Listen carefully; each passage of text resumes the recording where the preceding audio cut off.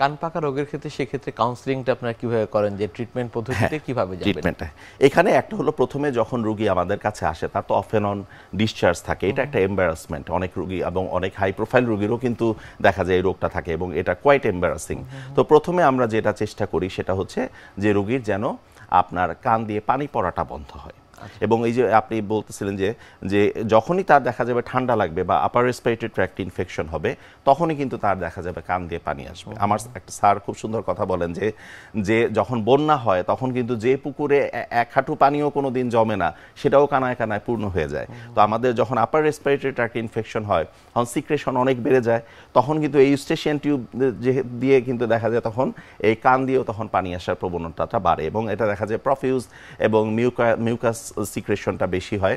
তো তখন আমরা তার প্রথম টার্গেট থাকে তার কান দিয়ে পানি যেন না আসে। এক্ষেত্রে আমরা কিছু অ্যান্টিবায়োটিক মুখে খেতে দেই, ঠান্ডার ওষুধ অ্যান্টিহিস্টামিন দেই এবং কিছু টপিক্যাল অ্যান্টিবায়োটিক দেওয়া হয় এবং অ্যান্টিফাঙ্গাল ক্রিম দেওয়া হয় কানে। এবং সবচেয়ে বেশি ইম্পর্টেন্ট যেটা, আপনি সব কিছু ওষুধ দিলেন কিন্তু অ্যাভয়েড ওয়াটার এন্ট্রির কথা বললেন না।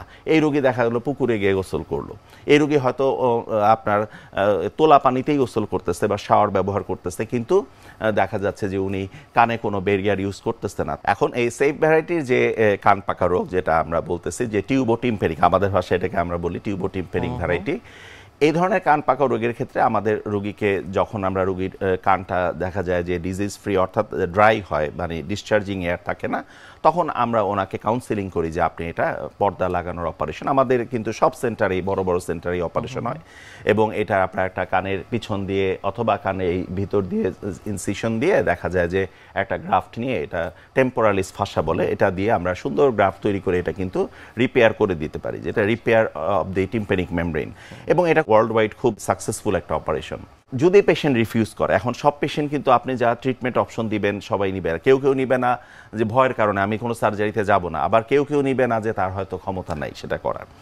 তো সেফ ভ্যারাইটির যদি কান পাকা রোগী যদি অপারেশন রিফিউজ করে যে না আমি এভাবেই থাকবো, অসুবিধা নাই, আপনি সেই অপশন ঠিক আছে আপনি অ্যালাউ করতে পারেন, তার রোগীর চয়েসটাকে আপনি হয়তো মেনে নিলেন।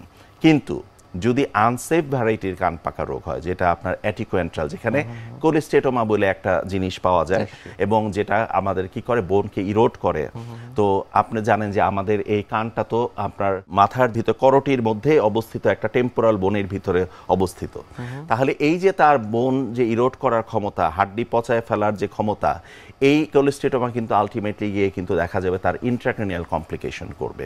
এই পেশেন্টের দেখা যাবে ব্রেইনের মধ্যে অ্যাবসেস হতে পারে, তার মেনিনজাইটিস হতে পারে, যেটাকে আমরা অটোজেনিক মেনিনজাইটিস বলি।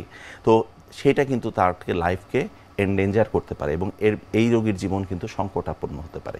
কাজেই যে রোগীর আপনার সেফ ভ্যারাইটির কান পাকা রোগ আছে তার ক্ষেত্রে আপনি হয়তো একটু উদার হতে পারেন, কিন্তু যে রোগীর আনসেফ ভ্যারাইটির কান পাকা রোগ আছে তাকে বা তার অ্যাটেন্ডেন্টকে আপনাকে অবশ্যই কনভিন্স করতে হবে যে এই কান পাকা রোগ কিন্তু ওনাকে মৃত্যুর দিকেও ঠেলে দিতে পারে। কাজে সেই রোগীর ক্ষেত্রে কিন্তু আপনার অপশন চুজ করার ক্ষমতা কিন্তু রোগীর নাই। যদি রোগী সেটা রিফিউজ করে, অবশ্যই আপনাকে বনসই করে রাখতে হবে, কারণ দেখা যাবে ইন দ্য লং রান যদি আল্লাহ না করুক তার সেরকম কোনো কমপ্লিকেশন হয়, তখন কিন্তু দায়ী হবেন আপনি। তখন কিন্তু বলবে আমরা তো বুঝি না, আপনি আমাকে বুঝায় বললে আমি তো অপারেশন করতাম। এবং আমরা কিন্তু কমপ্লিকেশন নিয়ে যে রোগী আসে সেই রোগীগুলোও কিন্তু পাই। সব রোগী কিন্তু যে আমাদের শুধু দেখা যায় যে এই কমপ্লিকেশন ডেভেলপ করার আগেই আসে এমন কিন্তু না। আমরা অটোজেনিক মেনিনজাইটিস নিয়েও কিন্তু পেশেন্ট পাই, হয়তো মেডিসিন ওয়ার্ডে ভর্তি আছে, ওনার কানে ডিসচার্জ আছে, তখন আমাদেরকে হয়তো কনসালটেশন দেওয়া হলো যে তখন আমরা দেখলাম যে আরে তার তো কান পাকা রোগ থেকে তার এই ডিজিজটা হয়েছে। হ্যাঁ, তো এই কমপ্লিকেশন হলো ধরেন আপনার যে ইন্ট্রাক্রেনিয়াল যে অ্যাবসেস হয়, সেই ক্ষেত্রে আপনার নিউরোসার্জারি কনসালটেন্ট ওনাদের আন্ডারে ভর্তি হচ্ছে, তারা হয়তো বারহোল করে সেটা করার পরে, অপারেশন করার পরে তখন কিন্তু আবার আমাদের কাছে পাঠাবে যে এই অপারেশন করে দেওয়ার জন্য। এবং এইখানে একটা জিনিস ইম্পর্টেন্ট, সেফ ভ্যারাইটির ক্ষেত্রে আমরা কিন্তু বলতেছি আমাদের দুইটা টার্গেট। একটা টার্গেট কি, যে আমরা কানটাকে ডিজিজ ফ্রি করব, তার কান দিয়ে পানি পড়বে না, আর 2 নম্বর হচ্ছে তার হেয়ারিং গেইন হবে, কানে সে বেটার শুনতে পাবে। কিন্তু এই আনসেফ ভ্যারাইটির যখন আমরা রোগীর অপারেশন করি তখন কিন্তু আমরা এই শর্তগুলো আর মানি না। তখন আমাদের কথা থাকে আমরা ডিজিজ প্রসেসটাকে যতটুকু সম্ভব ইরাডিকেট করব। এখানে তার হিয়ারিং গেইন হইলো কিনা, এখানে তার কান দিয়ে পানি পড়বে না, এই শর্ত দিয়ে তখন কিন্তু অপারেশন করা হয় না। কারণ যদি আমরা এই কথাগুলো বলে না নেই, কারণ তার ডিজিজ প্রসেস কতটুকু পর্যন্ত এক্সটেন্ড করছে এটা কিন্তু অপারেশনের আগে আপনি বলতে পারবেন না।